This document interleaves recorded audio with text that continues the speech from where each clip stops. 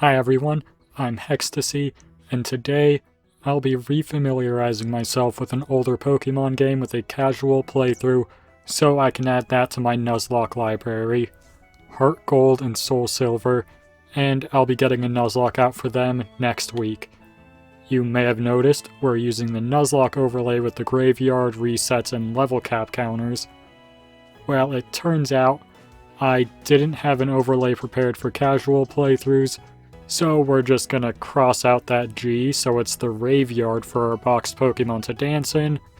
We'll remove the STS from resets to get Re, the sound I made at the absolute shenanigans that occurred, and we'll just pretend the level cap isn't there.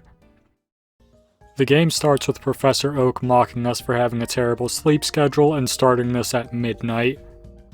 After we get ourselves named and get control of our character, the first thing we want to do is increase the text speed. Except we have no options menu. Luckily, our mom comes in clutch and breaks the fourth wall to give us access to the options menu, so we can make the necessary adjustments. We then head to Professor Elm's lab to get our first Pokemon in exchange for getting an egg a couple towns over for him. We'll be taking Chikorita, but I don't know what to name them, and we look up ideas for naming themes and see this suggestion that we name them after random Wikipedia articles. We end up pulling Kosowo Village in Poland, and I immediately mess up by naming Chikorita Kosoko instead of Kosowo. And I didn't realize it until editing, so let's just pretend my first Wikipedia pull was actually Nigerian actress Sola Kosoko. We start heading to the next town to get early game errands out of the way and find an apricorn tree, but apparently we can't take the apricorn because we don't have anywhere to put it. It's a real shame we don't have a bag to put it in, but luckily we find a man on the next route who gives us the apricorn box. We meet Professor Oak and Mr. Pokemon who give us the egg, but as we're leaving, we get a call from Professor Elm, who goes out of his way to be as vague as possible while telling us to come back. On the way back, we have our first rival encounter. He stole a Cyndaquil that gets annihilated by Kosoko, and we return to the lab where we get to name our rival. We don't need a Wikipedia article to name them though, since I have the perfect name picked out. We name them after Gabimaru's wife. We then sit through the catching tutorial and can start grabbing our own Pokemon to add to the team, starting with a Spinarak, who we name after the American actress Murta Bonilas. And after reaching Violet City, we can talk to Primo to get the Slugma egg. And after running in circles for a few minutes, we hatch the Slugma and name them after the Serbian village Donje Svarce. I am going to mispronounce everything this run, so just a heads up on that. We then make our way through the Sprout Tower, catch a Bellsprout, and the article we pull is Palpapluera, which is one letter too long, so we re-roll it and get the Bengal King Raja Darbar Devroy. After we train up our Pokemon, we get to take on Falkner, the first gym leader. He starts with his Pidgey, and we start with Donjay, who gets their accuracy lowered by a sand attack, but they don't care and land back-to-back rock throws to take them out. Then Pidgeotto comes in. Their tackle nearly kills Donjay, but we then land a Yawn, which will put them to sleep next turn. So we swap to Kosoko, and unfortunately we bring them in on a super effective Gust. But Pidgeotto then falls asleep, so we use a Synthesis to heal, and Pidgeotto then proceeds to wake up at the earliest possible time and land a Gust. Our tackle barely does anything, but Falkner decides to heal up with Roost anyways. Weird, but okay. It lets us get a Poison Powder off. We get brought low by a Gust, and then we use Synthesis to heal. And for some reason, Falkner just starts spamming out Roosts, afraid to let his Pidgeotto go anywhere below 80% HP. This goes on for a while, and eventually Kosoko goes down after we bring Pidgeotto down to half HP. No doubt because Pidgeotto finally ran out of Roosts. We send Murda in, and they use Roost again. We have Murda use some scary faces, since we may have to rely on the incredibly slow Donjay to net us the win here. And a couple turns pass before Murda goes down as well. Donjay is brought out, their rock throw fails to KO, and they go down to a tackle. All we have left is Raja, and while their Vine Whip does bring Pidgeotto into range for Poison to KO, they also get hit by a one-hit KO Gust. We seriously just lost to the first gym leader, so we'll have to train the team up a bit. For the rematch, it's the same opening, Donjay getting hit by a sand attack before landing a rock throw, but this time we swap to Kosoko as Pidgey uses Tackle. Our own Tackle takes them out, and Pidgeotto comes in, landing a Gust before being poisoned. Falconer uses Roost as we use Synthesis, and we begin spamming out Razor Leafs. Falconer tries to go for the kill with a Gust, but fails, and we take the win this time. Winning here lets us get the Togepi egg, and we begin heading to the next town. On the way there, we catch a Sandshrew, who gets named after Kobdilj, a Slovenian village. Kosoko evolves into a Bayleaf, and we convince this old man to go try to fight off a criminal organization from his town with us. We are right behind him, but are delayed when our Togepi egg hatches, and we name them after French statesman Joseph Fouché. Professor Elm calls us to tell us a Pokémon hatched from the egg, like we didn't just watch it happen. And come to think of it, how would he know that it hatched? We are pretty far away. Anyways, that short delay gave Team Rocket enough time to throw the old man down a well and break his legs, so we're on our own. Down in the well, we catch a Slowpoke, who gets named after the list of Malaya Lamb films of 1992, or LOMFO 1992 for short. They immediately prove their worth by bringing the smackdown on Proton and chasing away Team Rocket. We'll be fighting the second gym leader Bugsy next, and we start with Donjay against his Scyther. A few rock throws gets the KO, and after that we just need a couple embers to take out Metapod and Kakuna to net us the win. Our second rival battle is next, and he starts with a Ghastly against Donjay. They cut their HP in half to curse us, and we miss a rock throw, allowing them to lock us in with a mean look before our next rock throw lands for the KO. Zubat comes in and confuses us with a supersonic, but we power through to land a rock throw. They then flinch us with a bite, and Donjay goes down to the curse. Kobdilj comes in next, avoiding a supersonic before taking out Zubat with a scratch, and all that's left is Quilava. They hit us with a Leer before we use Poison Sting, poisoning them and putting them on a timer. So we can just bring out LOMFO 1992, and a couple turns later they go down, netting us the win. We head into the Ilex Forest and complete the Farfetch shenanigans and meet the Headbutt Man. This lets Kosoko give themselves major brain damage while headbutting trees until we find an Execute falling out of one, who we catch and name after the capital city of Australia, Canberra.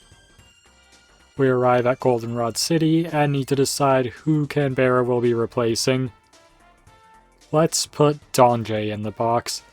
3 grass types, that's plenty balanced. We train them up, get the radio card, and begin playing the best part of this game, Voltorb Flip. I love this minigame. It's fun and an easy way to get Pokemon, items, and TMs. Never mind, I hate this game. Well, time to take on the third gym leader, Whitney.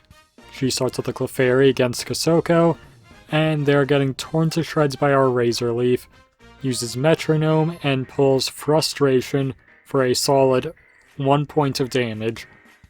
Whitney heals, uses Metronome again, and they get Frustration. Miltank comes in, and we use Poison Powder, poisoning them and using up their Lumberry. We poison them a second time and barely survive a Stomp, allowing us to use Synthesis to heal a couple times. Miltank then uses Attract, and I refuse to put up with those shenanigans, So we swap to Canberra, who gets stomped to death before they can move, and we bring Kasoko back in, and they are immediately hit by an attract. So we swap to Cobdilge, who can land a sand attack off before going down to Swamp. Then we bring Kasoko back in, but they are a simp and get seduced by the cow for a third time. Luckily, they have a moment of clarity and finish them off with a Razor Leaf to win the fight. We head up north next and go to the Pokathlon Dome, another fun set of mini-games. Except this isn't quite as easy to do when using a mouse, at least not for me. The speed course was definitely not the way to go, especially when this happens. Somehow, we still won that race. But unfortunately, we didn't win the whole event. By playing the Pokathlon, we can get points to buy items, and we're gonna need a lot more points. So we do some more events, buy a Leaf Stone, and evolve Canberra to Executor. Yeah, we're not doing the same for Raja. We make it to Ecruteak City, where we slap a Team Rocket Grunt to get the Surf HM. Then head west of the city to start training and catch new Pokemon. Cobdilge evolves into a Sandslash, and we catch a Miltank, who we get to name after the cross-country skiing at the 2016 Winter Youth Olympics M- Girls 5km Freestyle. Yeah, Palpaplaria was too long, but we're gonna make this work. Heading into the Burn Tower, we find a shiny Rattata, who we of course catch and get to name after Xiaoming Wang, paleontologist. All that effort to evolve Canberra, just to immediately replace them with a colorful rat. Myrda evolves into an Ariados, and we then head back to Goldenrod to get the Flamethrower TM, which we teach to Lomfo 1992, so we have something good against the Steel type in our rival's upcoming team. For that rival battle, we start with Zhao Ming against his Ghastly, and we get cursed before taking them out with a bite. Magnemite comes in, and we land a couple Hyper Fangs before going down, and instead of sending out the Slowpoke we got Flamethrower for to beat Magnemite, we just send out Myrda to take them out with the Nightshade. Quilava comes in, and after they land a few smoke screens, we have to swap out to CS2WYOG5KF, who also gets smoked out before they can finish the job. So Myrda is back in to finish it with a Shadow Sneak. All that's left is Zubat, who confuses Myrda and takes them down, only to be met by Kasoko, who finishes them with a Headbutt to win the fight. After evolving Zhao Ming into Eradicate, whose shiny is, I'll say C tier, we go up against the 4th gym leader, Morty. We start with Lomfo 1992, who beats his Ghastly and first Haunter with a single confusion each, but then Gengar comes in, so we swap to Zhao Ming to block the incoming Shadow Ball, and then we beat them with a few bites while the legally blind Gengar misses every Hypnosis they try to land. All Morty has left is his second Haunter, who sees that their Sucker Punch doesn't do a whole lot to Zhao Ming, and chooses to kill themselves, giving us the win. Heading over to Olivine City, we meet Boba Tea, who tells us about the Safari Zone that we won't be visiting, and in the city, we go to the lighthouse where the 6th gym leader, Jasmine, tasks us with going to Cyanwood City to get medicine for her Ampharos. So we cross the sea, get the potion, catch a Mantine who we name after UFC on ESPN, Rebus vs Namajunas, and while we're in the city, we'll get to fight the 5th gym leader, Chuck. He starts with a Primeape, and we bust out Reba vs Nama. Primeape moves first and uses Double Team to boost their evasiveness, but we still land a Wing Attack for decent damage. We then get hit by a Rock Slide, miss our next Wing Attack, get hit by another Rock Slide, and faint. Not ideal, but not the worst. Lomfo 1992 comes in, gets hit by a Rock Slide, misses their confusion, takes another Rock Slide to the face, flinches, gets hit by yet another rock slide, flinches again, and then gets taken down by a fourth rock slide. Well damn. Xiaoming is brought out next, Primate readies up a Focus Punch, and we land a Hyper Fang to break their focus. They then ready up another Focus Punch, and we miss a Quick Attack before going down to said Focus Punch. This Primate is just a machine. CS2WYOG5KF is up next. Primate readies their Focus Punch, but we land a Body Slam for the KO, and Poliwrath is out next. But through the power of spamming Body Slam, our Miltank, whose name I'm done saying, is able to beat them despite them healing with a Citrus Berry and 2 Hyper Potions, winning us the fight and getting us the 5th Gym Badge. We receive the Fly HM for winning, but can't use it on any of our Pokemon, so we have to surf all the way back, evolving Kasoko into a Meganium on the way there, and once we're back at the mainland, we catch a Hoot Hoot named Mo Ara after the Ministry of Ethics and Religious Affairs. We return to the lighthouse to give Jasmine the medicine, and then she goes down this ladder. You know what's down this ladder? Nothing. It just leads to this platform with no way down, meaning Jasmine, instead of taking the elevator like a normal person, jumped off the roof. Somehow, her knees survive the landing, and it's time for our gym battle with her. She starts the Magnemite, and we're busting Donjay back out. We're outsped and hit by a Thunderbolt, leaving Donjay on 1 HP and paralyzing them. They can't move and go down on the next turn. Amazing showing from Donjay. I wonder if he knows I'm never letting him out of the PC box after this. We bring out Merida, who lands a Nightshade to take out over half their HP before being paralyzed and being unable to move again before going down. So we bring out Reba versus Nama, who finishes Magnemite with a Surf, and her second Magnemite comes in.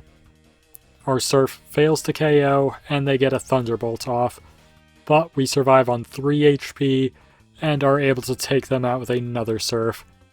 All she has left is Steelix, who survives Surf and lands a Rock Throw for the KO. But then, Lomfo 1992 comes in to score the KO with a Surf to win the battle. We head east towards Mahogany Town, catch the red Gyarados, who will never be leaving the box since Xiaoming is the only shiny we need, and name the Gyarados after the Mixtol Queen, 6 Monkey War, Keshka Middle. We storm Team Rocket's base, and at the deepest part, our rival shows up just to tell us how much he sucks. We then go on to destroy Team Rocket Executive Petrol with Reba versus Nama, and right after that is a double battle with Lance, where his cheated Dragonite and Lomfo 1992 wipe the floor with Executive Ariana and a random grunt. And once we're outside the rocket base, we get to take on the 7th gym leader, Price. He starts with a Seal against Xiaoming, and we move first, landing a Hyper Fang to flinch them, then finishing them off with a quick attack. Piloswine is in next, and they lose half their HP to a Super Fang, before restoring some of it with a Citrus Berry. They then land a Blizzard for decent damage, and we swap to Reba vs Nama on a critical hit Blizzard. We then land a Surf for the KO, and all that's left is Dugong. We swap to Kasoko, who takes them out with a couple Magical Leaves to win, and when we're leaving the gym, we get a call from Elm, revealing Team Rocket is at the radio tower. So we boogie on over there and begin tearing Team Rocket to pieces. Our rival shows up to stop us, but Reba vs Nama is having none of that and wipes out half his team before Merida can beat his Sneasel with a Nightshade to win that fight. We evolve Lomfo 1992 into a Slowbro and get the key card from the Radio Tower Director, and we beat the other Rocket executives in rematches before coming face to face with the big bad villain, Archer, a man who has done absolutely nothing this game and is rocking a Houndour and coughing despite being a late game boss. And honestly, Still not the worst villain in the Pokemon franchise. But because his team is so weak, he ends up getting bodied by Reba versus Nama, and we beat Team Rocket easy as pie. When leaving the radio tower, we see that everyone has instantly gone back to work despite being held hostage by a criminal organization mere moments ago, and we begin heading to the last gym. We pass through the ice path, where we catch a Jinx who gets named after the 178th Infantry Regiment, and we arrive at Blackthorn City. South of the city, we find a Phanpy who we name after the 1974 Memphis State Tigers football team, and immediately evolve 1974 Misfits into a Dawn fan before throwing them into the box forever because I didn't realize they can't learn Avalanche, the only reason I caught them. So we'll have to face Claire without Avalanche. Hopefully 3 Ice Beam users and our shiny rat can handle her. Well, Xiaoming can handle her Gyarados with a Thunderbolt. Then the 178th IR goes nuclear on Claire's ass and wipes out the rest of her team single-handedly. But we can't get the badge for this victory until we go talk to some old dude in a cave past a whirlpool. Luckily, our cow can learn the HM for some reason, and then takes 5 business days to cross it. Once we get the badge, we return to New Bark Town and get the Master Ball before Elm tells us to go to Ecruteak City, but we don't have Moara and the party, so we just hoof it the whole way there. We have to take on the Kimono Girls next, each one using a different evolution. For the Umbreon trainer, we try to make use of Miltank's Whirlpool, but by golly, that move sucks ass, and we have to swap to using Body Slam and eventually get the KO. The Espeon trainer is next, and they take out Miltank, and we send out Xiaoming, who's outsped and takes heavy damage before getting the win. The Flareon trainer is next, and their quick attack just misses the KO on Xiaoming, but they go down to the recoil from their own double edge anyways. Reba vs. Namas is in, and Surf takes out Flareon. The Jolteon trainer is then beaten by the 178th IR, and finally the Vaporeon trainer, and they are beaten by Kasoko. With them beaten, we start to climb the bell tower, and I want to know who thought turning this sacred site into a maze with teleporters was a good idea. Why'd they build a rope bridge and then wall off one side? Why did they get lazy at the top, throw down 2 boards and call it a day? Anyways, we summon Ho-Oh and have our Manta beat the snot out of them. All that's left for us to do is beat the Elite Four. We head to the Tojo Falls, and on the other side we find a patch of grass where we'll find our final new Pokemon. We search for a while but only get Raticate, and it turns out the Pokemon we want doesn't show up at night, and it is currently 10:52 PM. So we wait until the morning and find a Doduo, who we use the Master Ball on and get to name after the census-designated place, Solana, Alaska, and we quickly evolve them into a Dodrio. We make our way through Victory Road and have our final rival battle. He starts with his Sneasel, and we start with Xiaoming. We are first hit by a feint attack before landing a one-hit KO Double Edge, and Golbat comes in, taking big damage from Double Edge before taking out Xiaoming with their bite. The 178th Infantry Regiment comes in and finishes them off with an Ice Beam, and Typhlosion gets sent out. We swap to Lomfo 1992, who loses half their HP to a combination of Lava Plume and Swift before landing a one-hit KO Surf, and Haunter is out next. We swap to Solana, blocking the incoming Shadow Ball, then landing Fly for a one-hit KO. Magneton is out next, and we get off some decent damage with some Tri-Attacks before we swap to Lomfo, thinking they might be able to survive 2 Sparks. They don't. So we send out Reba vs. Nama, thinking they'll outspeed Magneton, but they don't and go down to a Spark. So we send the 178th Infantry Regiment back in. Wake Up Slap just fails to KO, and we get paralyzed. but luckily we're able to land another wake-up slot before we can take damage, and all our rival has left is his Kadabra. We hit them with the fake tears to cut their special defense before landing an Ice Beam for the KO to win the fight, and there's nothing standing between us and the Elite Four now. Starting with the Psychic Trainer Will, who starts with the Xatu that gets annihilated by the 178th's Ice Beam. He then decides it's a good idea to send out his second Xatu, which suffers the same fate, but really I shouldn't be criticizing him since I've sent out a Mantine to fight electric types about a dozen times this run. Will then sends out his Executor. Okay, maybe I can criticize him. They go down to an Ice Beam and his own Jinx comes out, but after a fake tears to cut their special defense, a single ring out is enough to KO them. All he has left is his Slowbro, and we swap to Xiaoming, who proceeds to gnaw on Slowbro while it sits there doing nothing, and eventually goes down to win the fight. The Poison Trainer Koga is up next, and he starts with an Gyarados, while we start with Slana, who scores a one-hit KO with Drill Peck.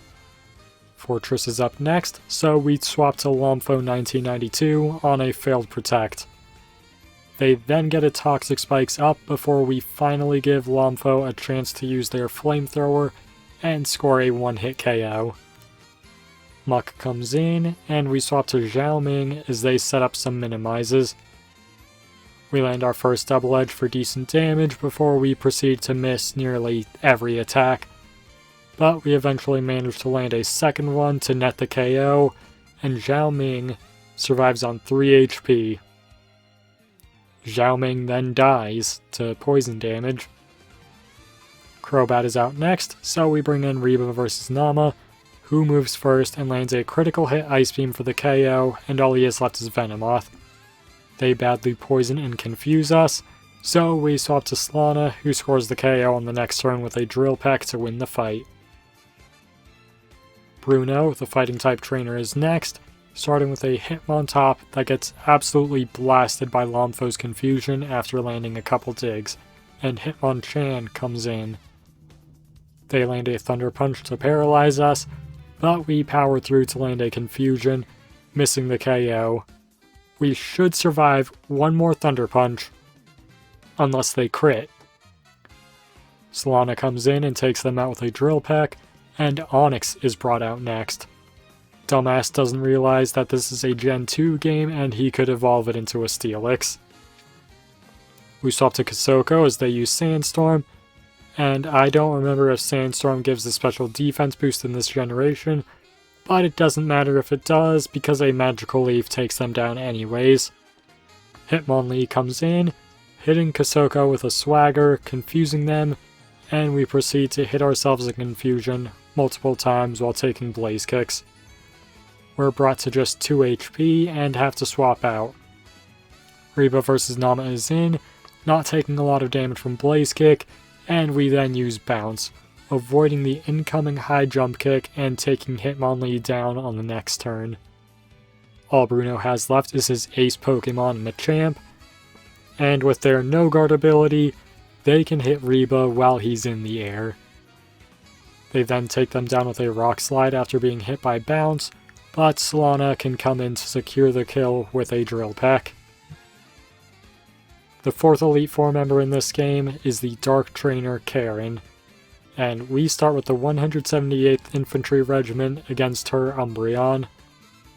We use Fake Tears to drop their special defense before getting hit by a super effective feint attack, but thanks to our Colbur Berry, it blocks half the damage we would have taken. Not that it matters, because after landing a second Fake Tears, we go down to a payback. But now Kasoko can come in and use Magical Leaf, just missing the KO, and Umbreon uses Double Team, which won't do them any good. Karen heals, but can't move again before Umbreon goes down. Murkrow is out next, landing a critical hit Sucker Punch before taking decent damage from a Magical Leaf.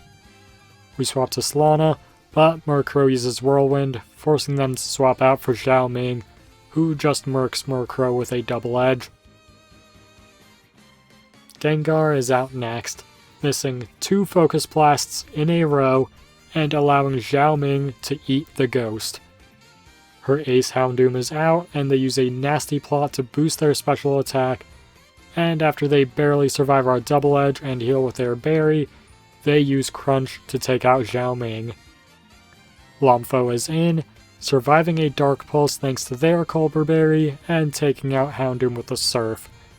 Finally, her Vileplume comes in, and while they beat Lomfo with an Acid, we can send out Slana to close out a 3rd fight with an Elite Four member with a single Drill Peck. Finally, we're against the champion, Lance. He starts with his Gyarados, while I'll restart with Zhao Ming. We cut their HP in half with a Super Fang, before being hit hard by a Waterfall, and we take them out with a Thunderbolt on the next turn. Lance then decides this shiny rat is a big enough threat to warrant sending out his most powerful Dragonite, only to watch them lose half their HP to a Super Fang and use up their Citrus Berry before taking out Zhao Ming with a Fire Blast. We then bring in the 178th IR, who outspeeds and beats Dragonite with an Ice Beam, and the exact same thing happens to the Aerodactyl that comes in next. Charizard comes in after, so we swap to Reba versus Nama, who has to survive a Fire Fang and Dragon Claw before landing a Surf for big damage.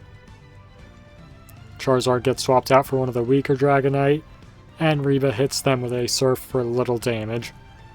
Lance then decides this wasn't the right Dragonite, and swaps it out for his 3rd Dragonite, who gets insta-killed by an Ice Beam. So the mistake Dragonite is back in, misses their Dragon Rush, and is also taken out by an Ice Beam. Charizard comes back in, and Lance tries to keep them healthy, using 4 full restores, but they keep losing most of their HP to a single Surf, and eventually they decide to go on the offensive and finish off Reba with a Dragon Claw, allowing us to bring in Kasoko, our starter. They survive a Fire Fang and use Strength to get the KO, to nearly get the KO, and die to a Fire Fang on the next turn, but designated Kill Stealer Slana is brought out to finish the job with a Drill Peck to win the fight and finish the run.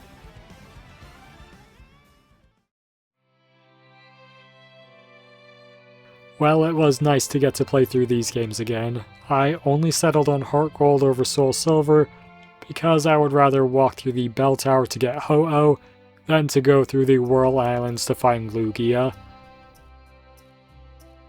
I was planning on a run only using Pokémon convicted of tax evasion, but it doesn't look like there's enough Pokémon that qualify for it in the game.